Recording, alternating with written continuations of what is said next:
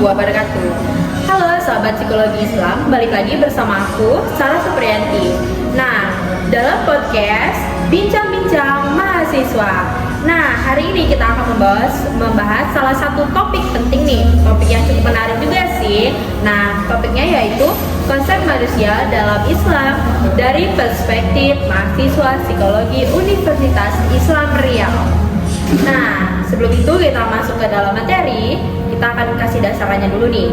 Nah, dalam psikologi barat nih, manusia sering dilihat hanya dari satu sisi perilaku, yaitu kognisi dan biologisnya saja. Tapi nih, dalam psikologi Islam, manusia dilihat lagi lebih utuh nih, yaitu mencakup aspek jasmani, akal, nafs atau jiwa, dan ruh. Nah, kita akan kembali ke topiknya. Kita akan mengulas lebih dalam tentang itu bersama dua narasumber saya ini yang cantik-cantik pastinya, yaitu mereka merupakan mahasiswa Universitas Islam Riau semester 5 dari Fakultas Psikologi. Nah, sebelum itu boleh dong kalian perkenalkan diri kalian. Halo, perkenalkan nama saya Dian Septiani, saya berasal dari semester 5 Universitas Islam Riau. Nama saya Kalista Sangijiani, saya mahasiswa semester 5 dari Fakultas Psikologi Universitas Islam Riau. Nah, sebelum kita masuk ke dalam materi yang lebih dalam nih, nah kita akan kulik lagi nih, apa sih yang sudah kakak-kakak ini pelajari selama semester 5 ini? Nah, boleh dong kakak-kakaknya jelasin? Kan topik kita tentang psikologi Islam ya. Jadi kalau kayak dalam psikologi Islam itu kami udah mempelajari kayak bagaimana psikologi dalam perspektif Islam, terus kayak tokoh-tokoh psikologi dalam Islam gitu. Ya, dari berangkat itu juga, kita kan juga ada praktikum ya namanya. Kita cuma landasan teori aja. Jadi kita juga terjun gimana sih aplikasiannya dari psikologi Islamnya. Dari situ juga kami juga melakukan seminar psikologi Islam. Oke, jadi kegiatannya sudah mulai banyak nih ya guys, sudah mulai padat nih kakak-kakaknya. Nah, kita akan back to topik teman-teman nih. Saya akan memberikan sebuah pertanyaan kepada kakak-kakaknya nih. Apa sih sebenarnya hakikat manusia itu kalau dalam sudut pandang psikologi Islam?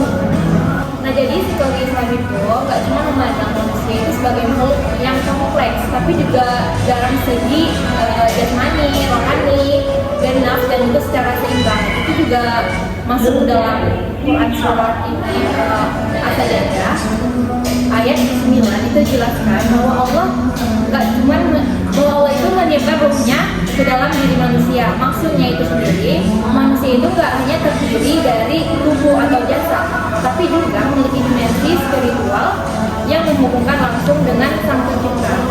Dalam psikologi Islam sendiri, manusia disebut melalui spiritual, artinya kepribadiannya dibentuk oleh interaksi antara akal, hati, nafs, dan juga roh. Akal itu sendiri berfungsi untuk kita berpikir, hati untuk merasakan, dan juga menimbang moral. Sementara roh menjadi sumber nilai dari ilahiyah dalam diri manusia. Jadi manusia itu sendiri bisa kita bilang bukan hanya makhluk yang sebagai fungsinya untuk berpikir, tapi seperti pandangan psikologi barat, tapi juga sebagai makhluk yang menyembah dan juga mencari makna hidupnya sendiri. Oh, baik, kalau saya dengar dari penjelasan kakaknya nih, coba dijelaskan lebih dalam lagi bagaimana struktur jiwa dalam perspektif psikologi Islam. Nah, apalagi perspektif kalian ya sebagai mahasiswa Universitas Islam.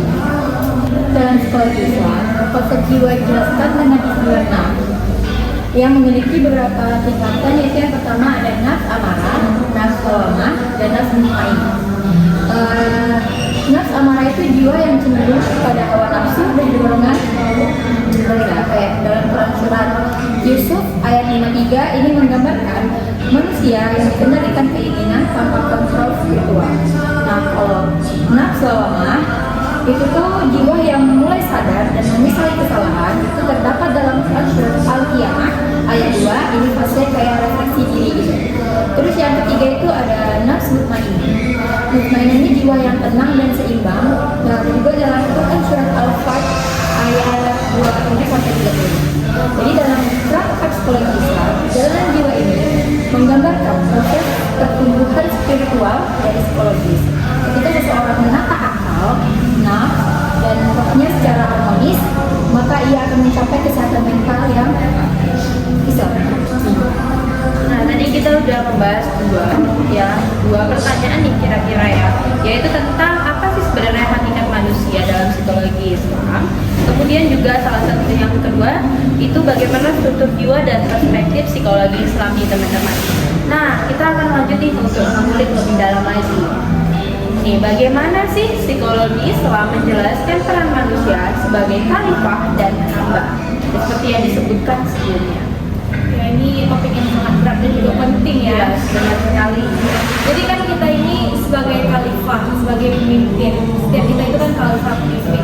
Jadi kita itu diberi amanah untuk mengelola bumi kita ini dengan akal dan juga moral. Ini juga menunjukkan kemampuan psikologi kita untuk membuat atau memutuskan keputusan yang etis dan juga harus rasional. Sebagai hamba Allah, kita itu harus tunduk pada nilai-nilai ilahi. Ini menjadi kontrol spiritual agar kita tidak menyalahgunakan kekuasaan dan juga kebebasan semata. Jadi psikologi Islam itu melihat keseimbangan antara kedua peran sebagai kunci kesenangan spiritual kita. Nah, jadi jika seseorang itu hanya menekankan rasionalitasnya saja tanpa adanya unsur spiritualitas, maka akan muncul kehampaan batin. Sebaliknya, jika kita hanya berfokus pada ibadah tanpa tanggung jawab sosial, manusia kehilangan fungsi khalifahnya itu sendiri. Oke, jadi ini teman-teman bisa ya kita dengarkan tadi bersama bahwa manusia itu adalah sebagai khalifah dan juga hamba Allah ya. Berarti peran manusia ini juga berdasarkan Al-Quran gitu ya. Oke, kalau menurut psikologi Islam. Nah, seperti yang udah kita dengar tadi nih, kita akan mengulik tentang pemikiran dari tokoh-tokoh Islam nih teman-teman tentang peran manusia. Nah, salah satunya adalah Al-Ghazali. Nah, teman-teman nih, bagaimana sih pandangan Al-Ghazali tentang jiwa manusia yang kalian ketahui teman-teman? Kalau pandangan Al-Ghazali tentang jiwa manusia itu, yang seperti kita ketahui kan manusia itu terdiri dari jiwa, akal, dan hati. Nah, jiwa itu kayak pusatnya jadi manusia, tempat munculnya perasaan, keinginan, dan kesadaran. Nah, kalau akal itu tuh buat mikir.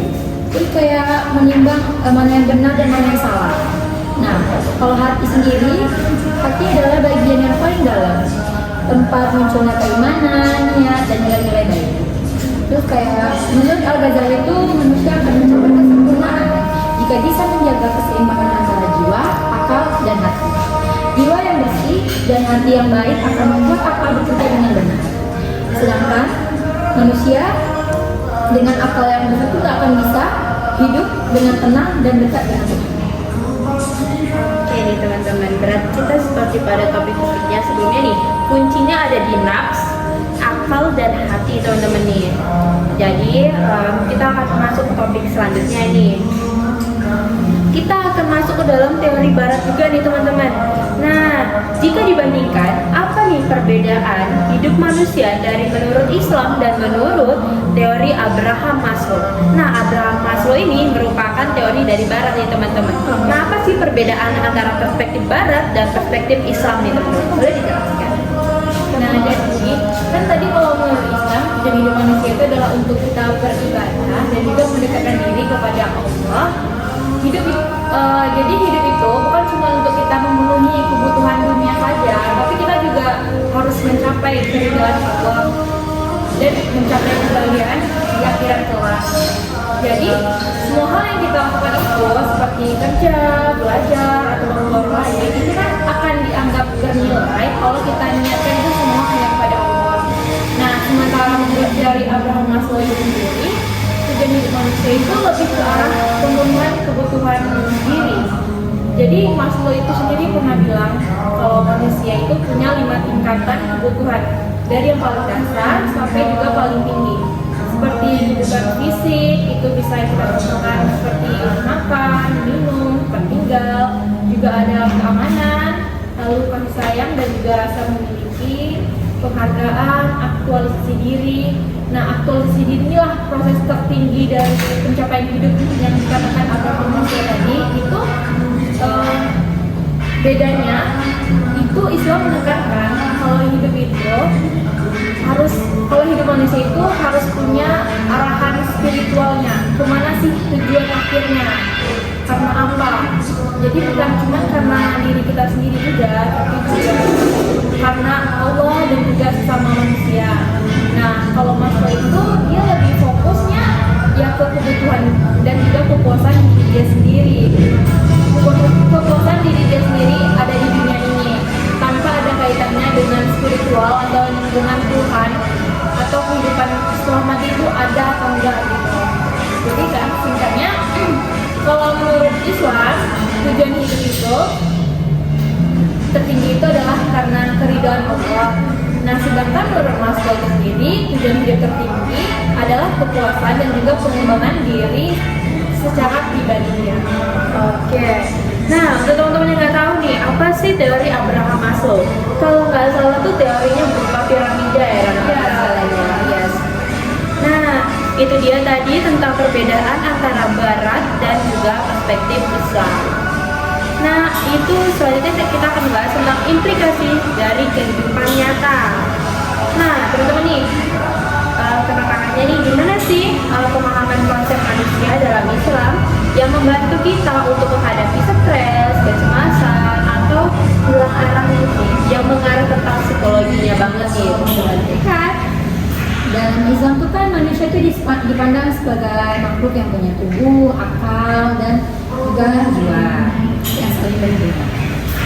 Nah, kalau salah satunya nggak seimbang, misalnya kayak hati gelisah atau pikiran kacau, itu tuh bisa membuat keseluruhan tubuh itu juga menjadi kacau atau terganggu. Nah, pembahasan ini bisa banget membantu kita menghadapi stres, terus cemas, atau saat merasa kehilangan arah hidup. Islam mengajarin kita bahwa setiap ujian atau rasa sulit itu adalah bagian dari proses hidup dan kasih sayang dari Allah. Supaya manusia jadi lebih kuat, jadi lebih dekat kepada Allah. Terus dengan cara berpikir seperti ini, kita jadi lebih sabar, ikhlas, dan positif dalam melihat masalah. Selain itu, Islam juga menekankan pentingnya menjaga hati dan jiwa melalui kaidah atau juga dari ibadah seperti sholat, doa, zikir, dan membaca Al-Quran. Aktivitas ini secara psikologis bisa menenangkan pikiran dan membantu menstabilkan emosi. Jadi dari sisi psikologi Islam, orang yang memahami konsep manusia versi Islam akan berusaha menyeimbangkan kebutuhan fisik, pikiran, dan spiritualnya. Dengan begitu, stres dan kecemasan bisa lebih mudah dihadapi karena kita sadar bahwa hidup ini punya tujuan dan punya tujuan dan mencari ketenangan dan kedekatan dengan Allah Subhanahu. Jadi mudah-mudahan nih kalau nggak salah penelitian di luar nih tentang mengaji tuh meredakan stres ya teman-teman ya. Oh ya, banyak banget saya pernah tahu nih teman-teman, saya pernah membaca beberapa juga nih kan. Nah, selanjutnya itu kita akan masuk ke dalam potensi dan tantangan manusia dalam perspektif psikologi Islam nih. Nah, kita akan membahas tentang topik yang agak lebih mendalam lagi teman-teman, tentang potensi dan tantangan manusia dalam perspektif psikologi Islam. Nah, aku akan bertanya lebih lanjut nih sama kakak-kakaknya nih tentang bagaimana sih konsep manusia yang memiliki dua kecenderungan, yaitu baik dan buruk. Ini mempengaruhi perjalanan hidupnya nggak sih kalau dalam psikologi Islam nih? Benar, itu sangat mempengaruhi ya. Soalnya itu kan dari inti dari ujian hidup seseorang. Nah, lebih awal kita sudah dibilang bahwa manusia itu kan diciptakan dengan kecenderungan ini, sebagaimana disebutkan dalam Al-Quran tentang jiwa yang menenteramkan an-nafs al-mutmainnah yang telah disampaikan oleh Kak Kalista tadi, dan jiwa yang menyuruh pada kejahatan an-nafs al-marah disuruh. Itu potensinya terletak pada kebebasan untuk memilih atau ikhtiar. Jadi tantangan terbesarnya itu adalah konsistensi dari manusia atau seseorang itu sendiri. Sangat mudah sekali untuk kita berbuat baik, tapi tantangannya adalah terus menerus memilih kebaikan dan melawan dorongan hawa nafsu yang juga rendah dari setiap situasi. Jadi disinilah kita melakukan jihad akbar, yaitu perang melawan nafsu sendiri. Oke, sangat menarik sekali ya teman-teman. Nah, untuk kemajuan di era kita yang modern ini, di era teknologi dan era digital ini, nah potensi apa sih dan tantangan baru apa yang muncul bagi manusia sebagai khalifah nih atau sebagai pemimpin? Era digital itu memperluas secara dramatis kedua aspek tersebut. Potensinya kecepatan penyebaran ilmu dan dakwah atau juga jaringan silaturahmi global serta tools baru untuk mempermasalahkan umat. Namun, tantangannya juga mengerikan, kayak disinformasi yang memecah belah, perang pemikiran, yang merusak akidah kita. Nah, itu dia. Terus kayak dan budaya konsumtif yang mematikan jiwa. Nah, di sini tuh peran akal yang kritis dan filter iman menjadi benteng utama untuk memanfaatkan potensi teknologi sekaligus menantang racun-racun dari penyebaran era teknologi yang sangat Jadi cepat itu. jadi intinya kita harus pandai-pandai menyaring informasi yang kita dapatkan ya. Jadi kayak kitanya meningkatkan iman kita sendiri. apalagi dengan sekarang banyaknya berita-berita hoax ya. Berarti harus mencari sumber yang valid. Iya betul. Nah, kita akan termasuk ke dalam masa depan dan akhir perjalanan manusia nih teman-teman. Nah, kita akan lihat nih bagaimana seorang muslim seharusnya menyikapi pengetahuan tentang akhir perjalanan manusia ini. Apa sih yang bisa kalian sampaikan untuk kita semua yang sedang menonton podcast ini? Nah jadi kan teman-teman semua yang sudah menonton, jadi pengetahuan kita itu tentang akhir perjalanan ini seharusnya menjadi zikrul maut atau sebagai pengingat kematian yang juga memotivasi kita untuk selalu bisa hidup dalam ketaatan. Nah ini sebenarnya adalah bekal terbaik yang harus kita pikirkan, harus kita mumpuni motivasi untuk selalu melakukannya. Jadi Rasulullah SAW itu pernah bersabda, banyak-banyaklah mengingat pemutus kelezatan yaitu kematian. Hadis riwayat Tirmidzi. Dengan menyadari bahwa setiap langkah kita ini akan dihisab atau diperhitungkan, kita akan lebih berhati-hati dalam berbuat sesuatu. Jadi akan kita lebih bersemangat dan juga beramal saleh. Juga kita harus selalu berusaha untuk kembali lagi kepada Allah dalam keadaan yaitu husnul khotimah. Nah, kita akan masuk nih ke dalam pertanyaan agak sensitif banget nih ya. Nah, lalu bagaimana nih pandangan tentang nasib-nasib orang yang non-muslim? Apakah mereka bakal masuk neraka nih teman-teman? Itu sensitif banget ya. Kayak kalau kita salah ngomong dikit aja tuh bakal wah. Iya nih, jadi gimana nih Ini pandangan kayak kalian? pada dasarnya keselamatan di akhir itu bagian dari iman dan Islam. Namun Allah kan maha adil ya. Itu kayak untuk orang-orang yang tidak sampai dalam Islam padanya atau memiliki pemahaman yang salah, Allah akan menguji mereka di hari kiamat. Intinya kita serahkan sepenuhnya kepada keadilan dan hikmah Allah Subhanahu Wa Taala. Tugas kita adalah menyampaikan. Jadi kita harus menyampaikan gitu ya. Itulah semacam tugas kita. Tapi kan setiap agama tuh punya pemahaman masing-masing. Beda pemahaman sendiri. Jadi tergantung kita sendiri. Agamamu, agamaku. Jadi non judge ya. Iya, We don't listen and we don't judge. Itu adalah moto psikologi. Nah, selanjutnya kita akan masuk nih ke bagian yang karena kita udah relate nih sama apa yang udah kita bicarakan tadi. Kemudian nih dari sisi psikologis, bagaimana nih konsep manusia dalam Islam ini bisa menjadi solusi untuk masalah-masalah kecemasan atau masalah psikologis lainnya, teman-teman, di generasi sekarang. Nah jadi seperti yang penjelasan tadi, kan kita kayak berangkat dari pembelajaran telah kita pelajari dari semester awal sampai sekarang. Kita kan udah mempelajari nih dari teori-teori mana, dari barat sampai ke teori Islam. Nah jadi dari konsep ini sendiri itu setelah kita lihat sendiri ternyata penawaran yang sangat tepat itu adalah psikologi Islam.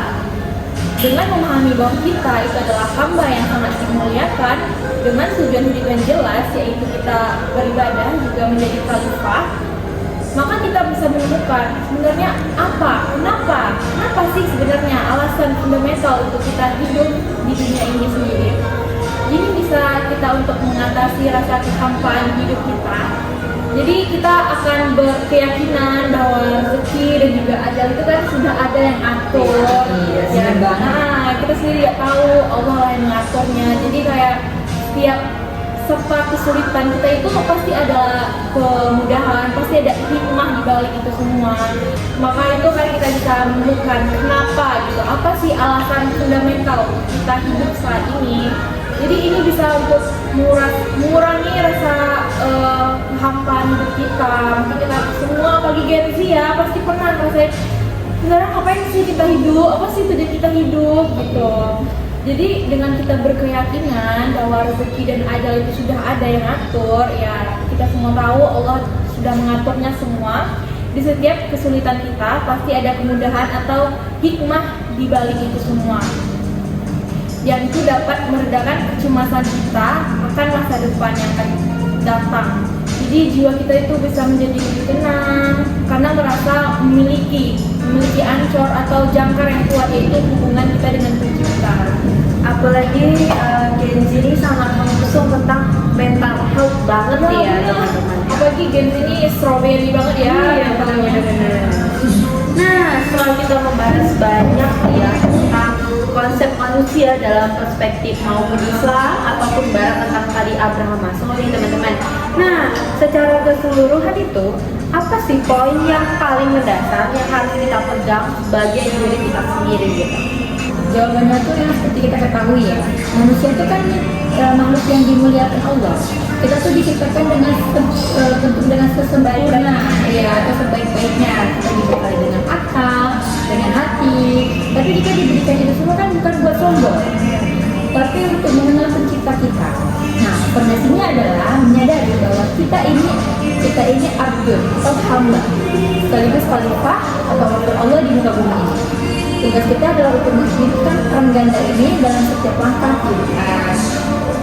Ya benar sekali. Jadi kayak kita lah semuanya yang penentuan. Jadi kayak kita nggak boleh kita udah dikasih keberkahan nih, kesempurnaan sama Allah. Jadi kita jangan sia-siain itu. Nah, jadi nih teman-teman, pada inti kita podcast pada hari ini bahwa dalam psikologi Islam nih, dalam sudut pandang psikologi Islam, kalian sebagai mahasiswa nih ya, setelah saya rangkum nih bahwa dalam sudut pandang psikologi Islam, peran manusia ini berdasarkan jiwa atau nafs, akal dan hati, dan menurut kaidah agama Islam nih teman-teman gitu ya. Nah, oke teman-teman, segitu aja podcast kita pada hari ini. Nah, saya tutup. Saya ucapkan terima kasih untuk narasumber kedua. Terima kasih Ya, oke. Nah, sekian podcast dari saya. Kita akan balik lagi untuk kedepannya bersama kami dari podcast Bincang-Bincang Mahasiswa Universitas Islam Pria.